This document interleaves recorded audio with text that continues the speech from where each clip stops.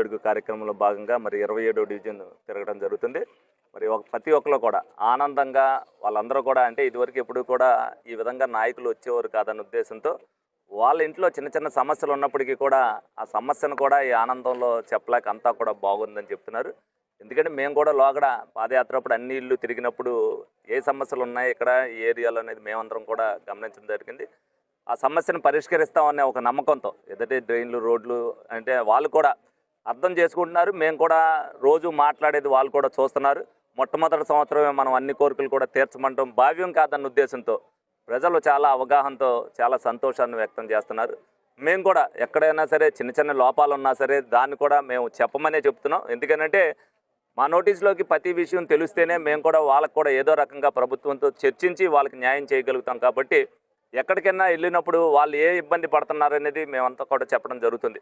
ఎందుకంటే పెన్షన్కి సంబంధించి కొంత ఏదో వయసు తగ్గింపు జరిగితే వాళ్ళకి ఆనందం వ్యక్తం చేసే పరిస్థితిలో వాళ్ళు కూడా అడగటం జరుగుతుంది. దీని అన్నింటి మీద కూడా తుది నిర్ణయం మరి చంద్రబాబు నాయుడు గారు తీసుకుంటారు.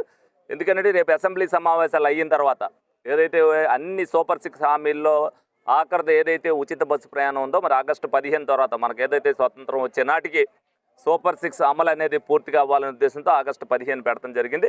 అది అయిపోయిన తర్వాత ఏదైతే సంక్షేమం పట్ల మరి ఒక పథకం ప్రకారం చేసుకుంటూ వెళ్తున్నారో చంద్రబాబు నాయుడు గారు దాన్ని దృష్టిలో పెట్టుకుని మేము కూడా చాలా అడిగాం. కొన్ని ఏదైతే రిలాక్సేషన్స్ కొన్ని అడిగాం కొన్ని విషయాల్లో. ఎందుకనంటే మంచం మీదే ఉండి పుట్టుకతో ఉన్న వాళ్ళకి విషయంలో కానీ అలాగే ఏదైతే మధ్యలో వచ్చిన తర్వాత కూడా పూర్తిగా ఉన్న వాళ్ళకి కానీ పెన్షన్ల విషయంలో కానీ కొన్ని ఇబ్బందులు ఏదైతే జరుగుతున్నాయో ఆ ఇబ్బందులన్నింటినీ కూడా మేము ఆల్రెడీ ప్రభుత్వం దృష్టికి తీసుకెళ్తాం జరిగింది.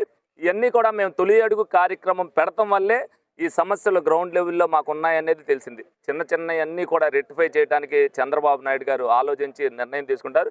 ప్రజలందరూ కూడా బాగుండాలి, 5 కోట్ల ఆంధ్రులు ఏ ఇబ్బంది పడకూడదన్న ఉద్దేశంతోనే ఆయన ఆలోచన. కాబట్టి ఎందుకంటే ఓ పక్కన అభివృద్ధి కానీ రెండో పక్కన సంక్షేమం కానీ ప్రజలు అన్ని రకాల ప్రజలు కూడా అన్ని వర్గాల వారు కూడా బాగుండాలి అని అంటే మరి ఒక్కొక్కటిగా తీసుకునేటప్పుడు కొన్ని ఆలస్యం అవుతుంటాయి. ఏదైనప్పటికీ కూడా ప్రజలు సుఖశాంతులతో ఉండాలి, ఆంధ్రప్రదేశ్ అభివృద్ధి పథంలో పరుగులు పెట్టాలన్న ఉద్దేశంతోనే చంద్రబాబు నాయుడు గారి అభిలాష ఆశ. డెఫినెట్గా ఆ దిశగా చంద్రబాబు నాయుడు గారి పరిపాలన తొలి అడుగు తొలి సంవత్సరంలో అందరూ కూడా ఆనందంగా ఉండేది చేసినందుకు మేము అందరం కూడా హ్యాపీగా ఉన్నామని సందర్భంగా